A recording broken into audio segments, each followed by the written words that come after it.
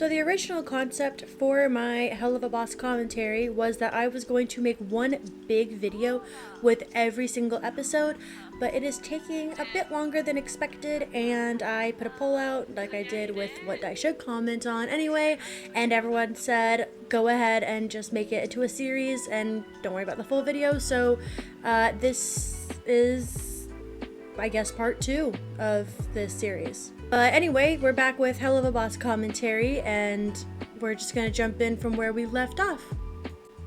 If you enjoyed this video, make sure you give it a like and consider subscribing to my channel. I try to post as often as I can. I post much more often on my TikTok though, so if you are interested, consider following my TikTok as well. I usually post skits, mini theories, and really just anything that I'm in the mood for posting, let's be honest. And with that quick intro out of the way, grab a drink and a snack and let's dive right in.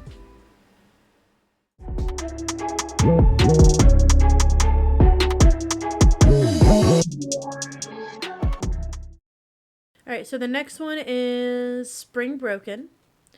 And Spring Broken, I love. And I have so many headcanons and so many thoughts on this, and y'all are gonna have to hear it all, because that's why you've clicked on the video, to hear my thoughts and opinions. Right? Veronica! Blitzo. I should have known you'd be here. I can smell fish for miles, which is odd because I believe the nearest ocean is 3 rings down! And I should have known you'd be here when I heard the Amber Alerts. Here's a fun fact that I found out a while back. Veronica is voiced by the same girl who voices Marinette in Miraculous Ladybug, which is a whole complete 180 on the character, plus the range on this girl to do like high-pitched high school, like clumsy shy girl, to like super seductive, like whole octave lower.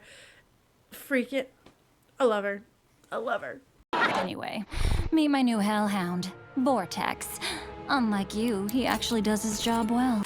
Okay, so my first headcanon that I want to talk about, because I have just started thinking about this because I was working on like a full timeline of Blitz. If y'all want to see that, by the way, let me know in the comments because I have the script ready. Not important. What's important is that Veronica just told Blitz that Vortex does his job well, unlike him. So my headcanon, or at least my theory, is that the way that Blitz met Veronica was through becoming her bodyguard.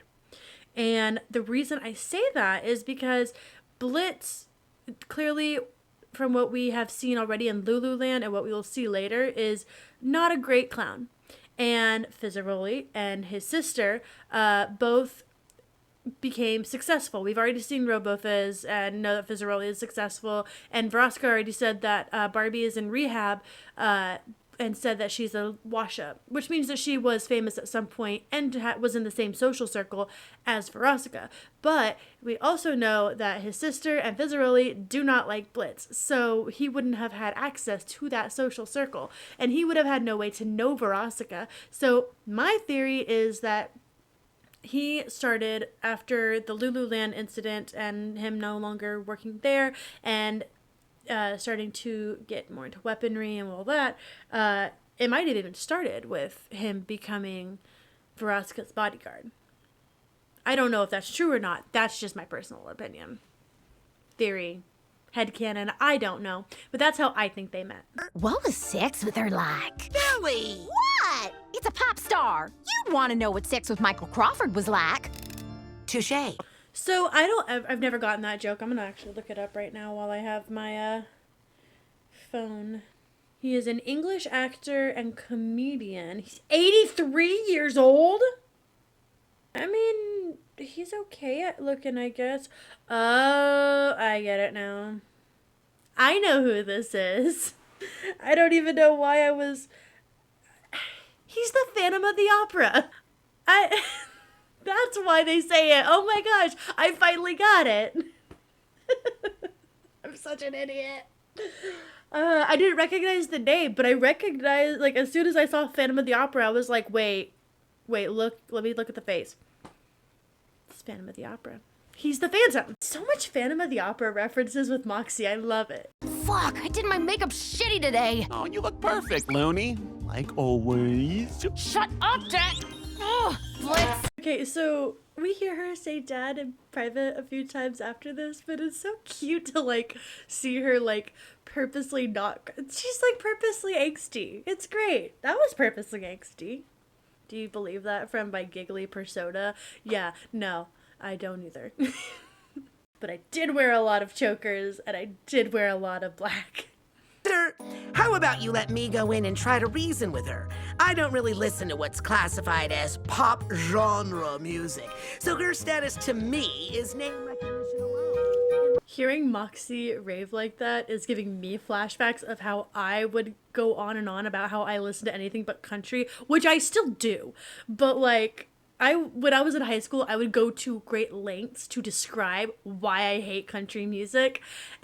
And that's probably, Blitz's reaction is probably exactly what my friends were doing. If you were ever curious what kind of person I was in high school. Yeah, I was that kind of kid. Is this imp boy starting a demon duel? I think he is. What's the game then, Blitzo? I also love, because it's hard to kind of see on the tattoo right now, but I like that we get the tattoo with Blitz's name on the shoulder in the early episode, because then you know that they were like serious and now they're not, and then it makes you think. But we all know why now. We pile all the bodies into a big fucking canoe. We push said canoe into some water. We light it on fire to attract the sharks and eagles and shit. Maybe a goose too. Fuck it. They come and eat the bodies. We win the bet. We rub it in that sloppy bitch's drunken whore ass face. Do you have any questions? The whole doodle plan thing gives me such like 90s, early 2000s vibes, because a lot of cartoons did that. The first one that comes into my mind, obviously, is Cusco's Doodles from The Emperor's New School. And if you don't know what that is, you're either too young or weren't familiar with all of like the spin-off Disney shows that came out based on like every movie ever. And The Emperor's New School was one of them. But that gives me very Cusco's Doodles vibes, and the monologue that Brandon Rogers gives is very Brandon Rogers. Hey, is there a way I can come with you guys this time? Absolutely not. I forbid it. Not gonna happen. Sorry, sweetie. Spring break is no place for young, vulnerable goth girls. You know the kind of freaks up there who drool all over you. Busted. Not me, actually, but when we saw this, my husband and I both laughed very hard because we have friends that definitely like the show because of Luna. Actually, the Valentine's Day merch like came out recently, and Veronica and Luna like sold out almost immediately. And I was laughing at that. I was like, of course Luna got sold out immediately. I personally don't get it, but I do wish I had her wardrobe. I can blend in. Do you have a human disguise? Yeah, don't you? You three have been screwing around on Earth this whole fucking time without human disguises? Here's the other thing. So, like, in the hierarchy, it's like Imp and then Hellhound. How is a Hellhound able to get a human disguise when these guys can't? That's what I want to know. Also, how does one get a human disguise, especially when you're not supposed to be able to go to the human world legally? Is there like a black market? Is it like a spell? I have a lot of questions that have never been answered about it, and I just really want to know. Have I actually said so far that how much I love the soundtrack of Helluva Boss? Do you know how badly I want them to come out with like an official like soundtrack so I can get some of these like background songs like on my playlist? I want this one. I want the one that Chaz like the background like when Chaz plays like that fun like little dubstep like electronica. I want the whole thing of like the Stolas's one, but not like just Bryce Pinkham singing. Like I want like the instrumental that we hear. I want it all. I want it all. Please. Vivzy, my birthday is coming up in May. That would make my day. You got the list, Looney. Got it. Oh, Looney, look at you. You look downright awful. I am so proud. Now, Ben! I do love that just like a sniff of a list somehow makes her able to like see these people. That's very interesting. Also, it's really interesting that, like, until now and later on, we only see them go for, like, individual hits. And this time they have, like, a bunch at once. And we don't ever see that anymore. It's just interesting. That's 9 kills in the bag. I'd like to see that Willie snatch orgasm that many. How many... Okay. How many people, like, pissed people off in hell so much for it to all happen at one beach in one location to get that many garbage bags of bodies? Also, why are they disposing the bodies? Like, there could have, like, said a serial killer. Could be, maybe Jack the Ripper was an imp. I know we just solved that. I'm just... Y'all ready to get fucked up and make some bitchin' bad choices? Fire! And how do people already know who Veronica is on Earth? Like, obviously she's a big deal in hell. Does she do concerts on Earth, like, often enough for people to, like, have that under their shirt and rip it off? Like, I don't know. And, like, this was all, like, spur of the moment, too. So, like, how would people know a concert was going on? And I know they can, like, seduce. Like, yeah, I know. I get it. But I don't think that they have a way to, like, manipulate their minds in that kind of way, right? Like, I mean, yeah, they could seduce. But, like, can they put things... I'm not making any sense, am I? Can you believe this is me, like, just doing my best at 10 o'clock at night? With no influence except a little bit of caffeine?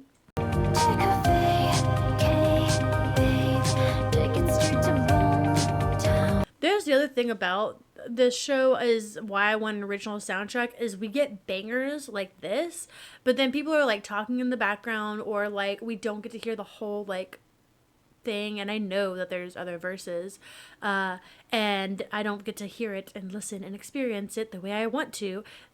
Vivzy, please. I need a soundtrack. I need like an official soundtrack. All right, next one, Looney. Come on, Looney. Where's my baby? You know, Blitz is like, I'm gonna say the same thing about Stolas because I wasn't a huge fan of Blitz at the beginning. I know the hoodie says different, but like, yeah, he's trying to be a good dad too. That's the thing is him and Stolas actually try to be good dads, and I appreciate it. Also, can someone tell me, because I, as a sheltered girl who grew up Catholic and didn't have any friends, well, that's a lie, but no friends I was allowed to see, like, outside of school. Is this how Spring Break actually is? Like, because Family Guy has an episode like this, King of the Hill has an episode about this, about Spring Break just being a crazy time on the beach where everyone's getting drunk and, like, messing around.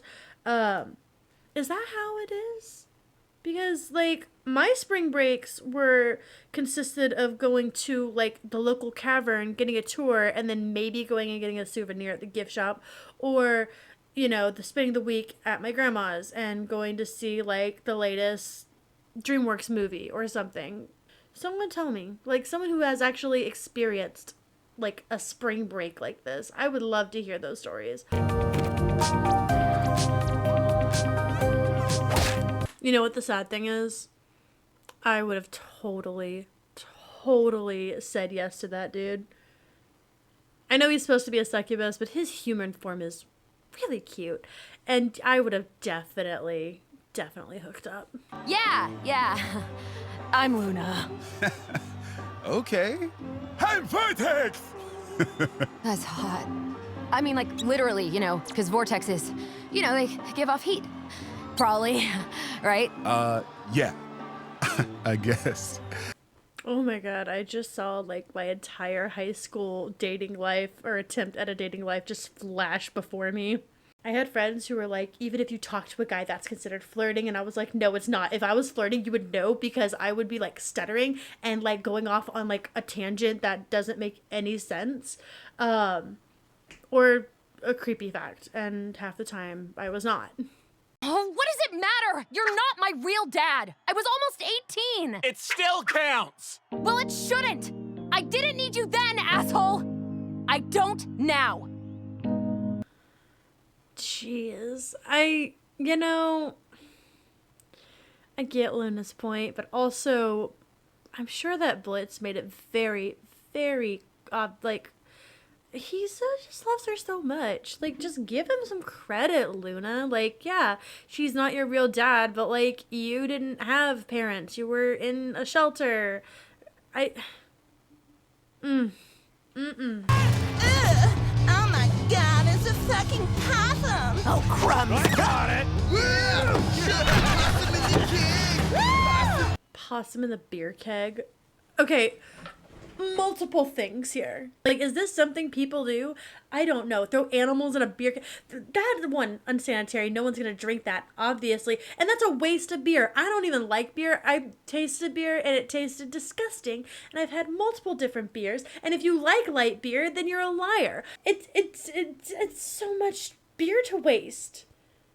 I get you're drunk, but like, how drunk you have to be to put, well, what you would think is a possum in a keg.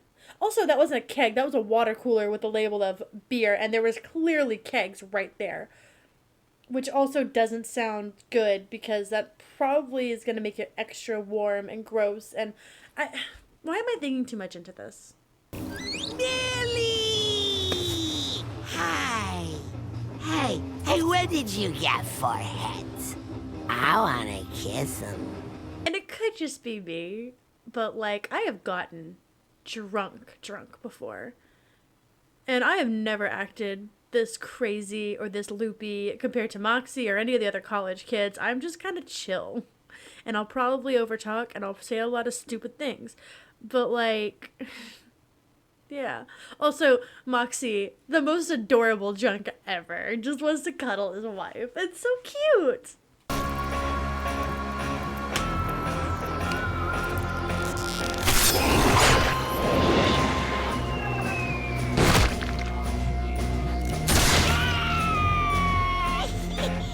The little, okay, first of all, the high five, iconic. It's iconic at this point.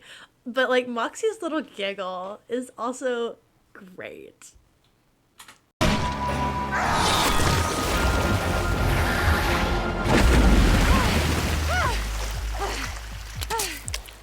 Oh, yeah! Way to show off, Mills! I'm gonna say it again because I said it earlier. From the beginning, Millie was a badass, and which one was, I think it was Sarcastic Chorus. At this point, Millie was like the most underdeveloped character, but she was like the most like badass out of the three, in my personal opinion. I wanted to see so much more of her. I don't think this belonged to any of us.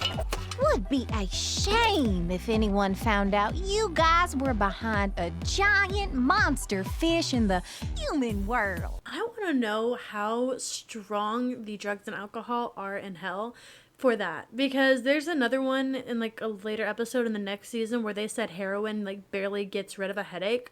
I need to know how freaking strong. And then it gives me other questions like angel dust, like how like hard he uses certain things in Has Been Hotel, like how strong is that?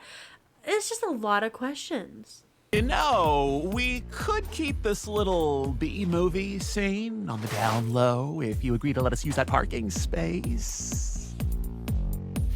Fine. We fucking won! Also, I want to say, I want all of their outfits. I want the fishnets and the fishnet shirt and the skirt. I want Veronica's outfit. I want the like little overalls dealio over here with like the blood on the chest. I want all of them. I want all of them. That's the kind of stuff I would have had if I had like disposable income in high school and like before my body went all funhouse mirror. That's the kind of stuff I would have worn 100%. Put your hands up, you sick deviants! I'm also still trying to figure out just what it was they got in trouble for. Also, is Goth Guy cowering? Adorable.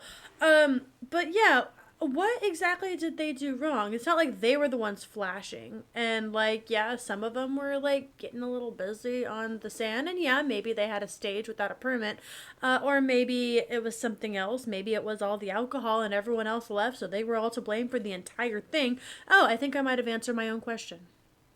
So that was Spring Broken. One of my absolute favorites of season 1.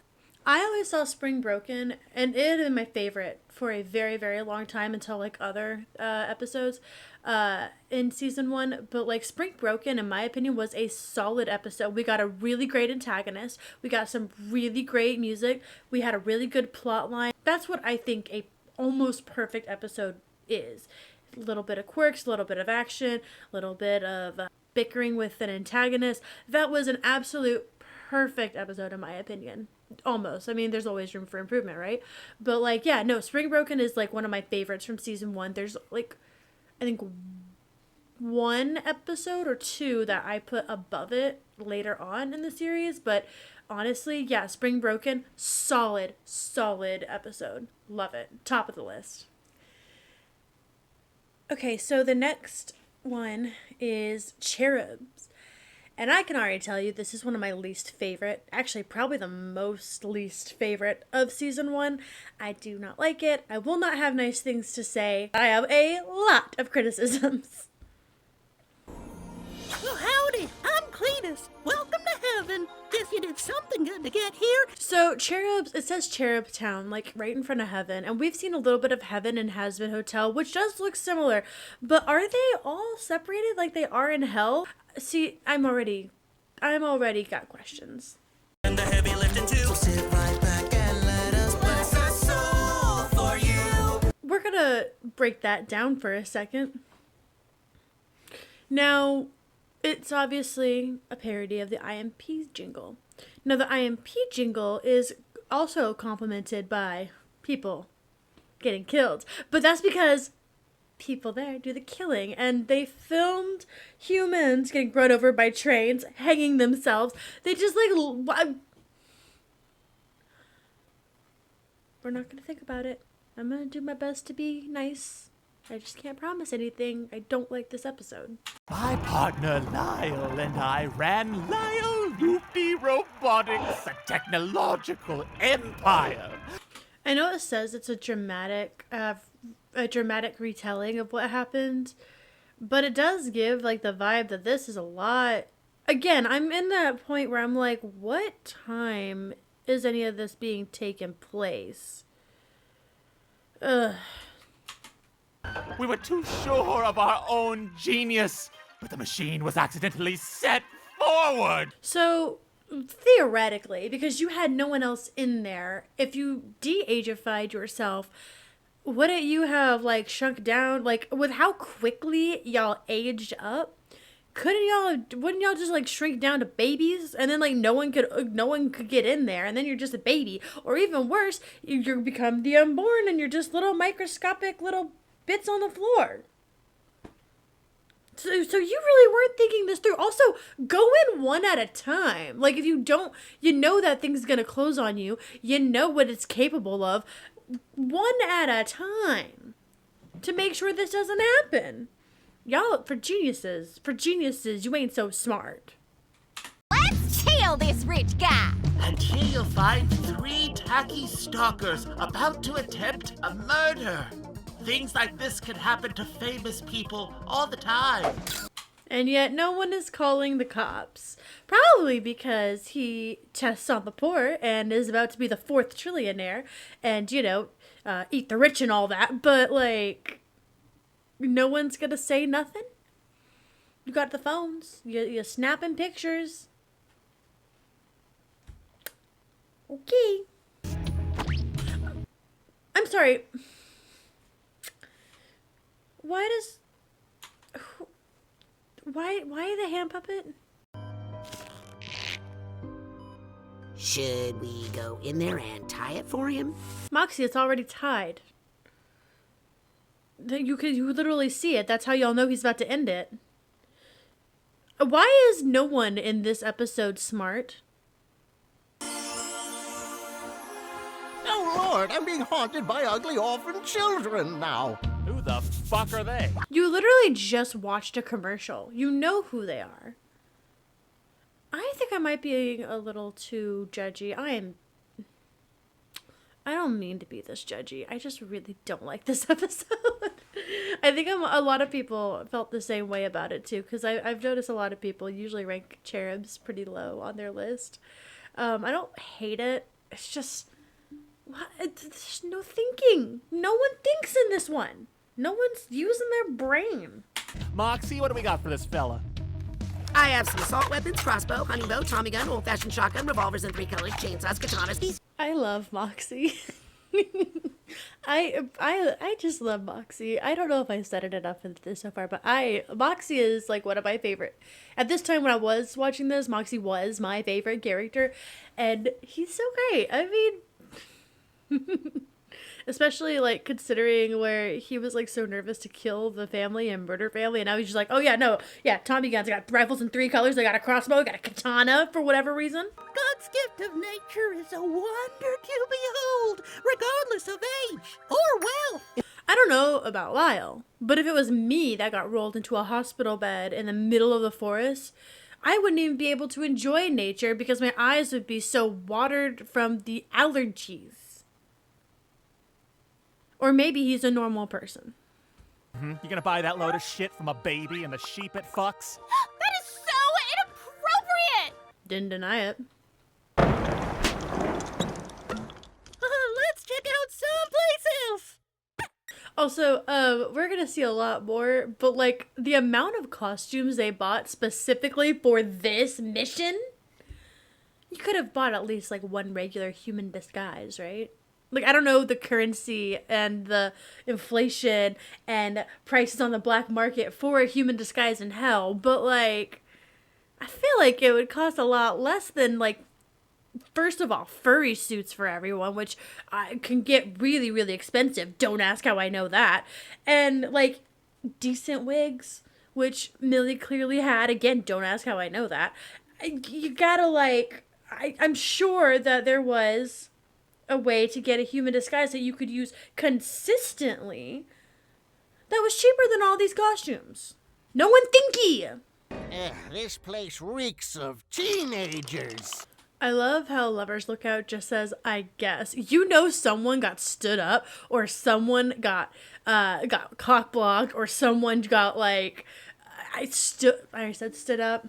I don't know the word I'm thinking of. You know, like, led on. Led on's the word I'm thinking of. Someone did not have a fun time at Lover's Lookout, and it'd probably be like, oh, Jenny, I'm really having a great time. Yeah, Brad, I'm having a great time too. Oh, it's called Lover's Lookout for a reason. How about we? Oh, you thought this was a date? Well, I know we just like went to the movies and like you like bought me dinner and like all that, but like, you thought this was a date? Yeah, no. And then he like walked out and just like scribbled, I guess, to be petty and spiteful. Maybe I need sleep. It's already, what time is it anyway? It's almost 1 a.m. Of course, that's why I'm like this. So, how do we make this bad? We can't. There's literally nothing bad about opera. That's fact.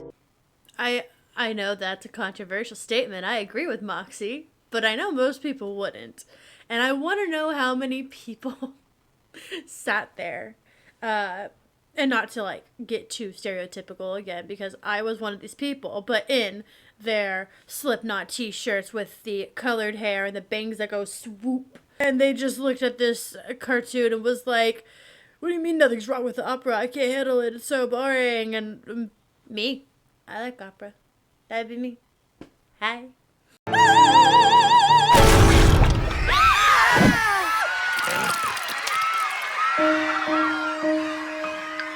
Well, at least we made it bad. That whole like piano to like relieve some kind of tension gives me very Phantom of the Opera vibes. Now let me paint the scene for you, because if you're not into those kind of things, you won't get it. But there is a part in Phantom of the Opera where they are performing a French opera, and the Phantom had said, you should put Christine as the lead and make the whiny little diva the page boy, which is a silent role. And he put something in his, like snuck something in like her like throat stuff before the performance and made it so she like couldn't sing, so they could switch the roles. And in the middle of all that chaos on stage and the chaos, they bring out a like ballet from Act 5, I want to say. And in the middle of that, he hangs someone from the rafters. Just dead body swinging around in front of a bunch of ballerinas. I don't know why, but every time I see him just go, okay, I guess we're gonna keep going, I always think of that. Musical theater nerd. I don't know how many times I'm gonna say it in here, but I am. We are saving that shitty old man's life, whether he wants it or not! Also, I love hearing a cherub curse.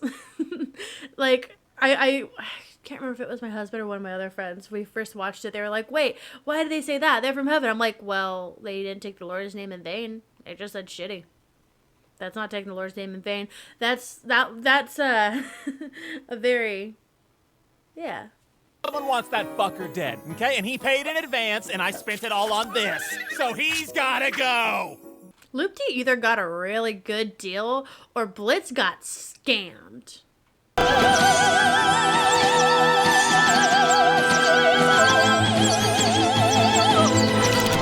They're still my favorite couple. Absolutely still my favorite couple. How do I put this without sounding super weird? As someone who was very much into the serial killer, super edgy, creepypasta vibes, and prayed that Slenderman found me as a proxy one day just so I could date Masky or Tiki-Toby, I get it. I get why they get heated in this. Oh my gosh, oh my gosh, oh my god! Get a hold of yourself, Colin, and do not use the Lord's name in vain! I just got so much flashbacks from Catholic school. Oh my god, okay. But yeah, that's what I was saying earlier. You can't say the Lord's name in vain, but like, they're still cursing openly because there's not really anything in the Bible about that. But I'm afraid your actions resulted in the death of a human. I'm afraid you can't re-enter heaven. Yeah, no. Okay, so I'm gonna ask another question about the cherubs, because, like, obviously, like, they're sheep, fluffy little baby, like, the deer, the bunny, I get it. Why was there a bee and a wasp? Those are not fluffy and sweet. They kill. They hurt. They sting. Oh, wait, I get it now. Lyle Lipton? I don't understand. We thought you went to heaven. Also, why would they think he would go to heaven anyway? Like, they could have just got the cherubs to do their job in the first place anyway, because he's a bad dude. Just because an angel killed him doesn't mean they're going to go to heaven. I'm pretty sure the exorcisms make that very clear in Has Been Hotel. So why would they think that? No one thinky! That's why I don't like the episode. There's no thinky going on. If you don't thinky, your ideas and your actions are stinky. I need to go to bed. Satan's balls. First we deal with heaven's table scraps, now this. I guess you can say you have a holy operation here, Blitzo. You know how many times I've heard the holy joke growing up Catholic? My husband used that joke to get in good with my dad.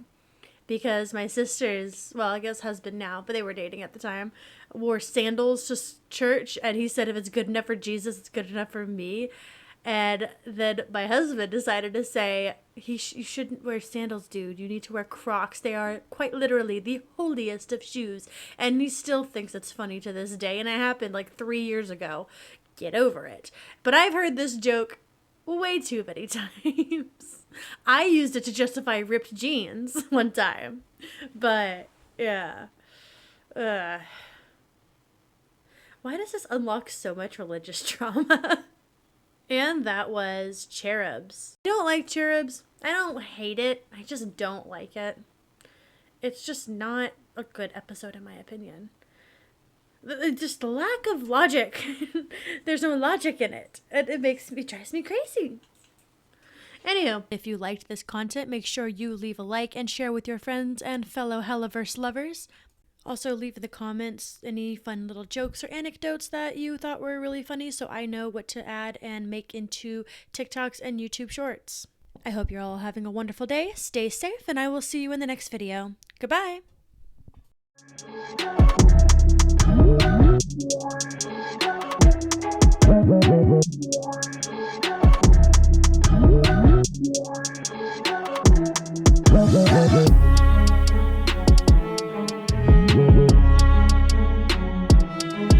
Bye.